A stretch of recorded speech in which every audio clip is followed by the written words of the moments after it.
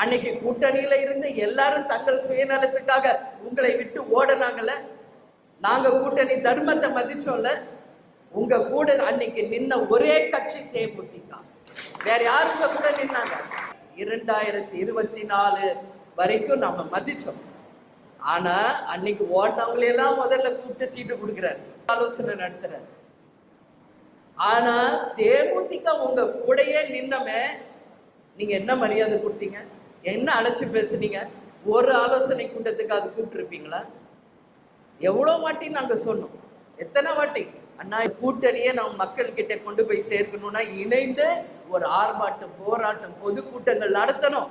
அப்பதான் கூட்டணி மீது மக்களுக்கு நம்பிக்கை வரும். இங்க ஒரு உண்ணாவிரதத்துல உட்கார்ந்தாங்களே, அன்னைக்கு கூட நான் பையன் அந்த உண்ணாவிரதத்துல பங்கேற்றேன். அவர் என்ன வெத்தலை பாக்கு வச்சு அழைச்சாரா? நானும் ஒரு பொதுச் செயலாளர். உங்களுக்கு இருக்கிற கௌரவம் நம்மளுக்கு இருக்காதா? தேமுதிக ஏன் போனோம்? கூட்டணி தர்மத்தை மதித்து அந்த உண்ணாவிரத கூட்டத்தில் போய் அமர்ந்து அதிமுகவுக்கு நாம அன்னைக்கு சப்போர்ட் பண்ணோம்.